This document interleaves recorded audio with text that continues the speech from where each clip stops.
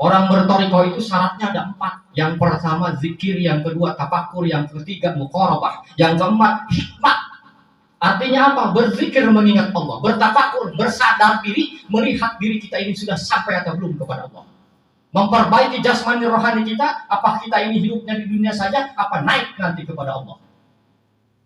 Bermuqarabah artinya apa? Muqarabah mengikuti semua jejak-jejak ahli-ahli tarekat, ahli-ahli sufi, ahli-ahli tasawuf.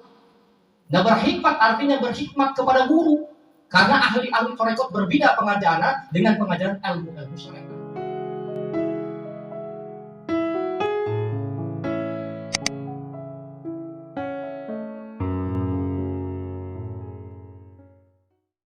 Assalamualaikum warahmatullahi wabarakatuh. Waalaikumsalam. Alhamdulillahirabbil alamin. Wassalatu wassalamu ala asyrofil anbiya'i wal mursalin wa ala alihi wa sahbihi ajma'in. Allahumma ya Allah, bi barakatillah wa karamatillah wa syafaatir rasulillah, bi qudratillah, bi muhammadillah, bi iznillah, bi fadlillah, bi aunillah, bi ilmillah, la haula wa la quwwata illa billah. Pertama-tama puja dan syukur hanya milik Allah yang Maha Ghafur, Rahman Rahim, kasih sayangnya kepada kita tidak pernah berhenti. Salawat dan salam marilah kita aturkan pada junjungan kita, Nabi besar kita, Habibana wa Nabiyana Muhammad sallallahu alaihi wasallam. Mudah-mudahan keberkahan syafaatnya terlimpah curahkan pada keluarganya, para sahabatnya, para pengikutnya, para pewaris-pewarisnya. Wabil khusus kita yang berkumpul di sini maupun saudara kita, tetangga kita, keturunan-keturunan kita, orang tua kita yang tidak bisa berkumpul. Mudah-mudahan diaku umatnya Rasulullah Sallallahu Alaihi Wasallam, santrinya Syabdul Qadir Al-Jailani. Amin ya Allah ya Rabbal Alamin. Alhamdulillah wa syukurillah yang saya hormati dan saya banggakan Bapak Abdul Khalik sekeluarga yang senantiasa Allah berikan perlindungan sehat jasmani rohani, panjang umur barokah dunia wal akhirah. Yang saya muliakan serta saya banggakan para jamaah, bapak-bapak, ibu-ibu, para pemuda-pemudi, para ustadz-ustadzah, para alim ulama, para ustadz, para habaib, para asatidz, para sepuh dan bini sepuh yang mudah-mudahan juga dalam lindungan Allah Subhanahu wa taala. Alhamdulillah wa syukurillah, pada setiap malam Rabu kita berkumpul di tempat ini. Yang pertama niatnya mengumpulkan kewajiban, menjalankan apa yang jadi perintah Allah. Yang kedua pengajian rutinitas, tiada lain dan tiada tujuan hanya untuk menuju kepada Allah. Walaupun beraneka ragam yang cara, beraneka ragam tujuan-tujuan ketika datang di tempat ini, tapi dengan izin Allah mudah-mudahan hati kita diberikan nur ilahiyah sehingga diberikan kesadaran oleh Allah Subhanahu wa taala. Sebelum kita bermulai bertawasul, seperti biasa ada sedikit nasihat-nasihat, mudah-mudahan bisa bermanfaat. Khususnya untuk saya pribadi, umumnya untuk kita semua. Di sini bukan berarti saya menggurui para sesepuh-sesepuh, tetapi berbagi nasihat itu suatu kewajiban. Yang pertama, tujuan manusia menuju kepada Allah tiada lain hanya untuk ibadah. Di dalam diri ini manusia akan terlihat patokan derajat-derajatnya. Apa patokan derajat? Tergantung Allah menempatkan di mana kita ditempatkan. Yang pertama saya ceritakan tentang cinta. Dulu ibu-ibu nih sebelum menikah dengan bapak-bapak, cinta keributan. Cinta tidak. Kalau menurut cinta mau jadi anak, makanya romo akan nebok. Kita berkah ngajinya. Dengan cinta ini Allah menempatkan di dalam dada. Ketika cinta sudah melekat, kata anak muda mah, tai ayam rasa coklat. Itulah cinta. Ketika orang sudah jatuh cinta, maka orang itu akan dimabuk dengan cinta. Yang pertama secara dohir, cinta kepada makhluk, contoh. Ketika orang cinta kepada Markonah atau Sarwiti, itu mau hujan mau angin, itu kalau apel berangkat. Kata ditanya, kata saudaranya, mau kemana bang? Saya mau nganjang apel. Wah, anak Sarwiti, hujan bang, ledek bodo amat, yang penting gua udah ketemu sama Sarwiti. Oh, cinta. Begitupun dengan cinta kita. Allah menempatkan di mana cinta kita. Apa cinta kepada Allah dan kepada Rasulullah, apa cinta kepada dunia dan kepada makhluk. Nah, ini yang harus kita pelajari. Kalau orang cinta kepada dunia, ketika dia sholat, boro-boro sholat, tidur aja pasti mikirin dagangan. Kalau orang tukang dagang, besok apa yang belum belanja nih? Dua empang nambahnya kenapa deh? Itu kira-kira. Itulah cinta. Ketika orang menempatkan di situ, akan tahu manusia sadar bahwasanya cintanya apa kepada dunia, apa cintanya kepada Allah. Maka akan terwujud dalam akhlak perbuatan. Kalau orang cintanya kepada dunia, akhirat dinomorduakan. Pagi berangkat pagi, pulang sore, sore malam, pagi lagi ngurusin dunia ketika modal. Itu. Di sini kita harus tahu Allah menempatkan kita di mana. Nah, derajat kita itu terukur oleh kehidupan kita sehari-hari. Ketika kita terlalu memikirkan dunia, maka akan timbul di dalam hati pusing. Pusing. Karena dikaitkan di dalam hati. Ketika orang tidur, ibarat orang tidur. Ketika tidur dimasukkan bebek dalam kamar, masukkan wedus dalam kamar, masukkan ya segala dimasuk-masukin ke dalam kamar, kira-kira bisa tidur tidak? Nah, begitupun dengan pikiran dan hati kita. Ketika kita mencintai dunia, apapun akan dimasukkan ke dalam. Nah, ketika sudah di dalam, acak-acakan.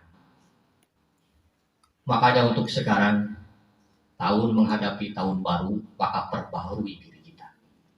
Jangan tahun baru kayak orang-orang luar negeri, ledokan segala itu dan itu. Yang terpenting rubah diri kita. Bahwasanya Allah masih memberikan kesempatan umur kita panjang sehingga mengalami besok tahun baru. Baru apa? Baru akhlaknya, baru perbuatannya, baru cintanya yang mutlak kepada Allah.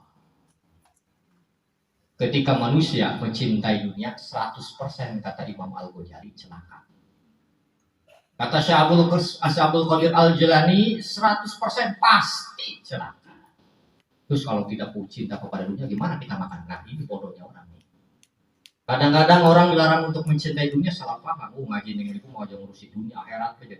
Nah, itu karena apa? Orang tutup ngajinya, udah selesai. Maksud jangan mencintai dunia itu bukan berarti kita meninggalkan dunia. Artinya jangan kau cintai dunia. Karena sekarang cinta kita itu berbeda. Kalau cinta terhadap makhluk, walaupun hujan angin itu sudah dikejar. Walaupun sesulit apapun, gunung kan ku seberangi, lautan kan gunung kan ku daki, lautan kan ku seberangi. Kalau cinta. Tapi kalau cinta kepada Allah, wirid baru 5 menit itu udah berutuh itu. Komplain. Sholat, imamnya kelamaan, komplain. Nah itu karena tidak ada cinta di dalam dirinya kepada Allah Subhanahu Wa Taala. Nah disitulah orang tertera makom derajatnya yang ternilai kepada Allah Subhanahu Wa Taala.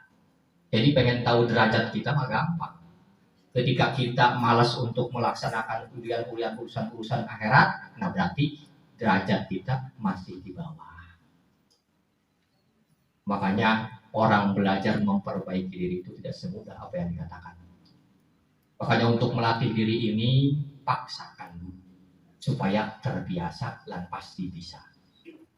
Yang pertama belajar bangun malam. Jam 12 bangun, mandi, bebersih, mandi, lalu bermunajat kepada Allah. Melaksanakan ibadah sunnah. Terus bermunajat kepada Allah sampai waktu pagi, kira-kira kuat bukan? Waduh, boro-boro. Nah itu karena apa? Karena berat ke dunia, karena terlalu cinta kepada dunia sehingga nafsu menggelumpal tidak bisa untuk diajak kepada Allah. Apalagi suruh mandi malam-malam jam 12, aduh musim hujan. Nanti kalau sakit gimana? Nanti kalau masuk angin gimana? Itu karena mau beliau makanan. Padahal jam 12 ke sana itu banyak obat-obat keselamatan. Makanya ahli-ahli Allah setiap malam itu nggak pernah tidur. Kalau malam nggak pernah tidur sampai pagi. Nah, siang tidur ahli Allah. Tapi ada katanya saya, kalau malam nggak pernah tidur, siang tidur apa? Main gaplek. Dia bukan ahli Allah tuh mah. Cuma ahli gaplek. Nah, itu. Makanya di sini harus kita perbaiki. Belajar untuk bermunajat kepada Allah. Untuk melepaskan nafsu-nafsu yang ada pada diri kita. Makanya Allah memerintahkan sebelum kita sholat, sebelum berwudu dulu. Artinya apa? Dibersihkan, disucikan. Apa? Mata kita, kumur-kumur, telinga, telinga. Maksudnya hakikatnya apa? Itu melatih. Melatih untuk apa? Untuk melawan nafsu. Nafsu apa? Nafsu mata. Mata kalau diajak ke Allah mengantuk. Di bawah baca Quran, udah kedip-kedip 5 watt. Tapi kalau diajak nonton bola sampai subuh masih kuat. Nah, itulah nafsu. Makanya belajar melawan nafsu. Ketika bangun jam 12 malam, orang-orang sedang pada ngorok, kita mah bermunajat kepada Allah. Kita memohon perlindungan dan ampunan kepada Allah. Makanya orang yang setiap hari melakukan bangun malam untuk mengerjakan tafakur, sholat, berzikir kepada Allah, maka akan timbul hawarikul adat. Apa itu hawarikul adat? Hawarikul adat itu kebiasaan yang dimuliakan, yang dikhususkan kepada hamba-hamba yang mau mendekat kepada Allah Subhanahu wa Ta'ala. Makanya Kanjeng Nabi Muhammad SAW mengajarkan dulu ada sejarah Isra wal Mi'raj. Artinya apa? Isra Mi'raj itu nggak ada jam 6 pagi. Kanjeng Nabi Isra Mi'raj jam berapa, Bu? Jam 12 malam. Artinya itu manusia mengikuti, mengajarkan kepada kita. Naik ke langit ke-7 ke Sidratul Muntaha bertemu dengan Allah. Ketika malam jam 12 kau bermunajat, menangis, menerbih kepada Allah. Apa yang jadi kebutuhan dan keinginan kita kepada Allah. Jangan kepingin banyak, Allah dijauhi. Wallahu a'lam bimurad. Ini yang harus kita perbaiki.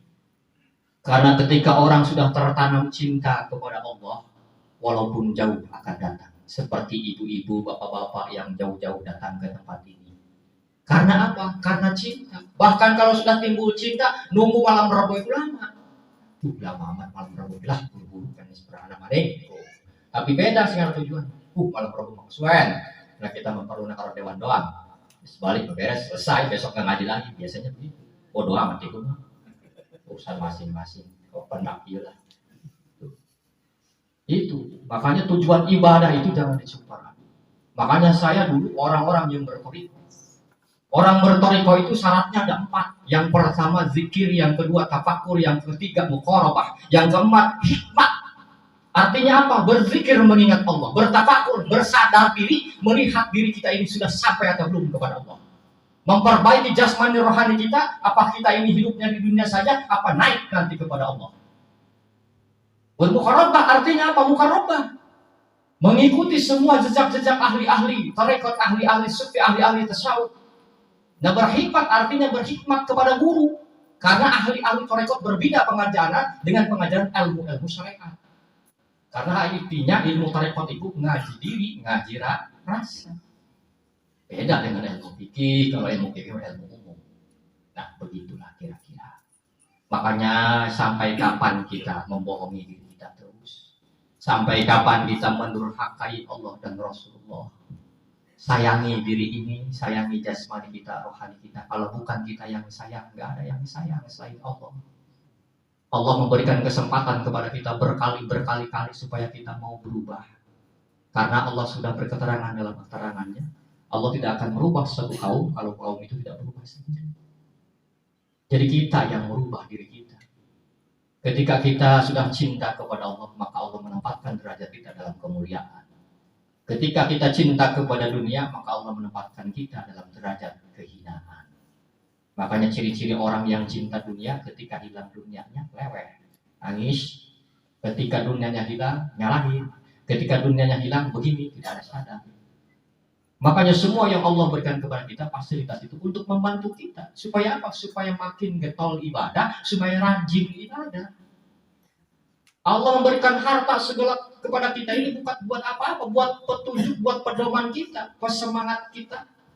Fasilitas-fasilitas yang Allah berikan kepada kita gratis, nggak ada yang bayar.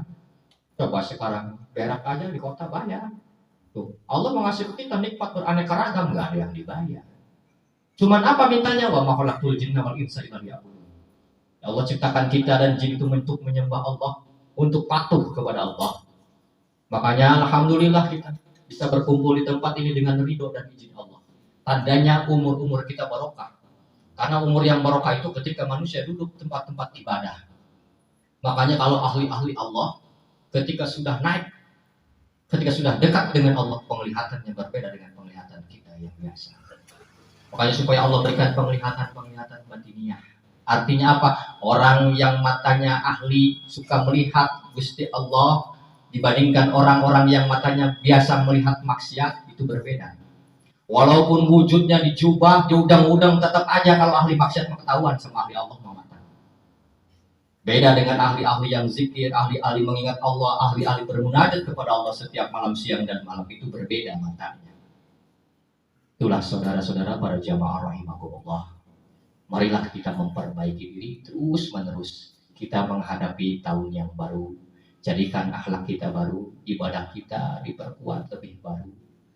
Penyadaran diri kita diperkuat lebih dewasa, semakin dewasa.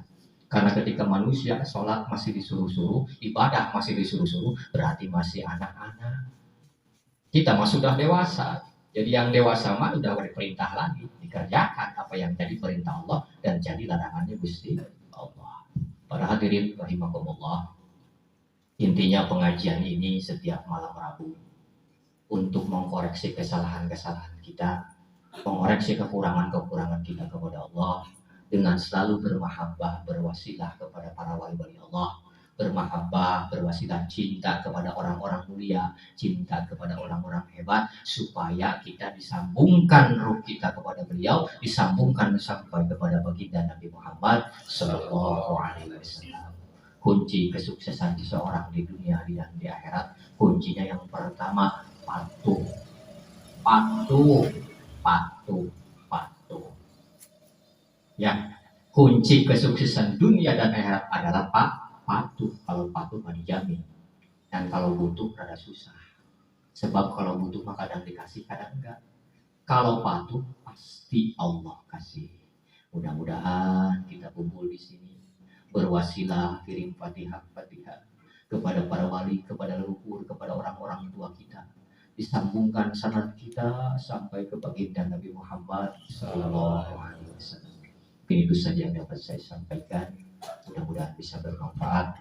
Marilah kita bersolawat kepada Nabi Muhammad Sallallahu Alaihi Wasallam. Mudah-mudahan dengan bersolawat kita diaku umatnya Rasulullah, santrinya Syaikhul Qadir Al-Jilani. Amin ya Allah ya Rabbal.